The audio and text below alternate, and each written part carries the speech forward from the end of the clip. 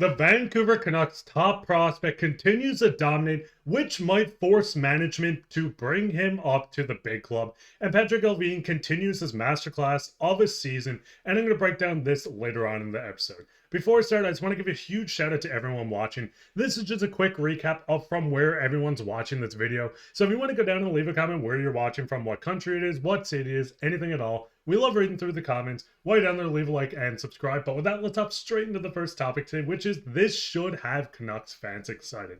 Now listen, I'm just going to go straight into this on its own.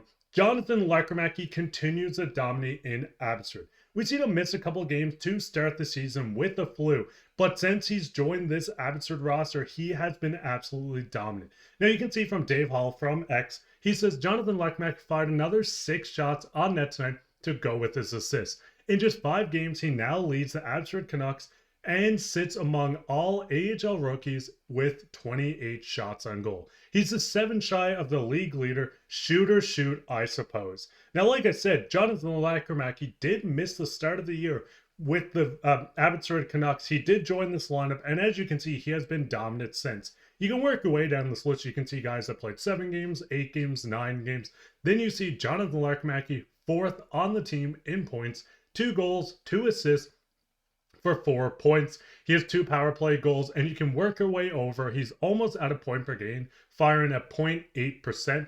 And you can also go over and see the 28 shots. When you're working your way through this list, Max Assens has 27 shots while playing 9 games. Jonathan Lekkerimaki has came into this Abbotsford team and has really starting to grow. When you're looking at his production on the team, he can put up goals. As I said, he has 2 goals, which is among the leaders of this team. It's 1 short of Ratu, who has 3. You look at his assists, he has 2 of these, and the 4 points in almost half the games. Then a guy like John Stevens has played with this club.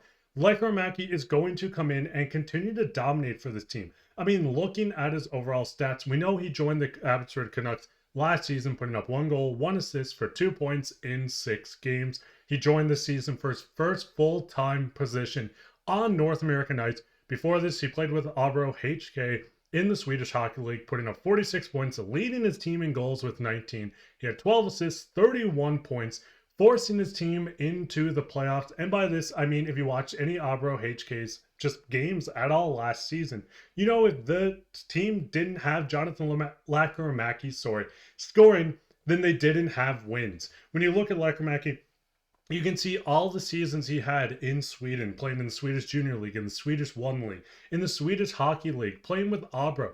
He was completely dominant, and it didn't stop there. We've seen a guy like Lekkerimaki go into the World Juniors, lead the entire tournament in goals with, I believe it was 9. We've seen him get named the MVP of the tournament. We've seen him go in and get the silver medal with Sweden against USA. We know Jonathan Lekkerimaki can score. We know he can get shots on net. And that's where I think he could put value into this team.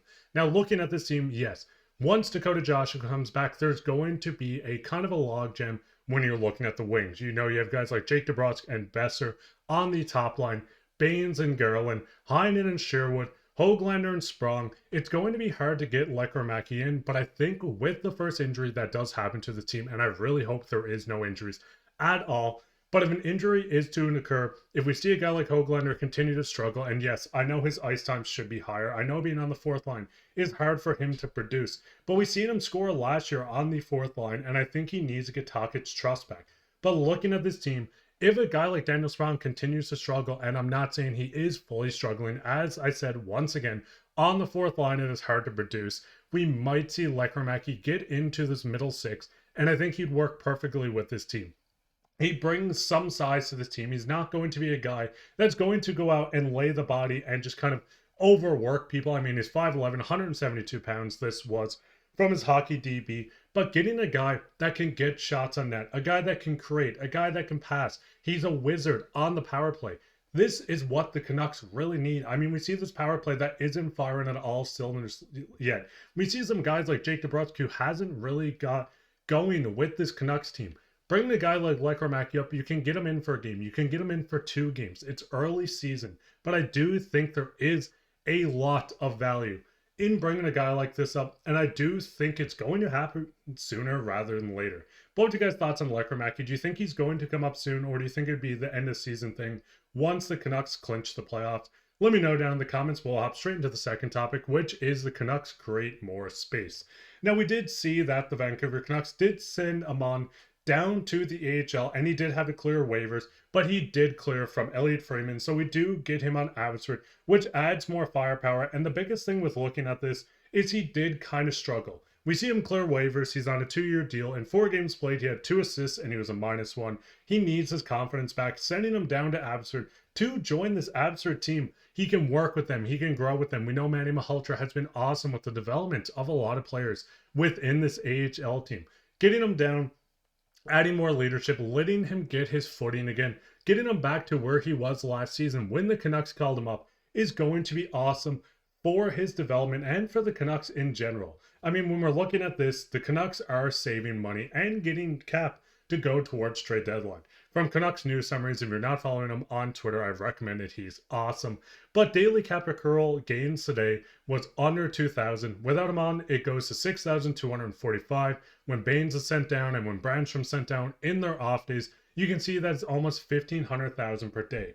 Now, a lot of you might look at this and say, why does this matter? This is creating more cap space for this team to use once trade deadline comes. Now, we've seen Patrik Allvin work his masterclass. I mean, looking at what he's doing with the cap space, a lot of GMs are doing it, but he's doing it in an awesome sense of sending Baines down, sending Brandstrom down, Aman, sending these guys down, saving the cap, and also getting some flexibility with this roster. And the biggest thing he did this season, in my opinion, well, coming into the season, was going out to get Erik Brandstrom. We've seen Brandstrom in 7 games. He has 1 assist with this Canucks team. He's a +3. Brandstrom is a guy that has still some value. 25 years old. He's 5'10". When you're looking at this guy, when we're watching him play, he's a guy that can play on both sides. He's also a guy who is going to help with moving the puck around a lot. But there is a tiny bit of implications with Brandstrom himself. Brandstrom is at game 6, 6 games played. He's on track to hit the 10-game mark before he reaches the 30 NHL roster day mark. After that, he will require waivers to be sent down.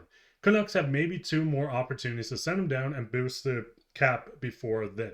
Now with Brandstrom, a lot of people might look at this and say, hey, why does it matter if we lose him? But Brandstrom's a guy, like I said, that has been a staple on this third line. We've seen Forbort leave with personal reasons. We've seen a guy like Desharnais kind of struggle with this team.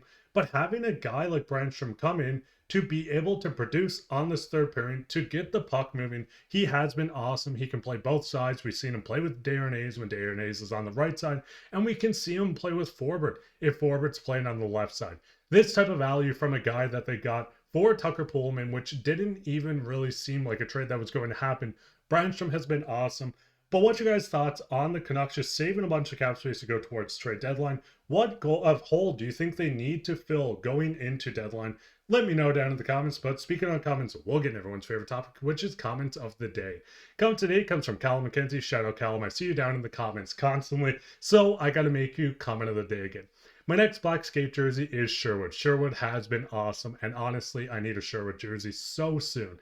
Me and Miss Callum just got tickets for November 14th, Canucks versus Islanders game. If you guys want to go down and leave a comment on where you're watching from or what game you're going to see next, it could be the same game that Callum's going to. Maybe it's sometime around Christmas. I am looking at flights to come up and see everyone. So if you guys want me to come up and meet you guys at a game, I'd love to meet all you guys. I know most of you don't want to meet me, but I just love to see some of the faces like Callum or anyone else that watches and leaves comments and enjoys this content. But like I said, while you're down there, leave a comment and you could be featured on Comment of the Day. While you're down there, leave a like, subscribe, share this with your friends. We'll be back tomorrow with another episode, so keep your eyes out for that. But I've been your host, Mark Pye. Take care.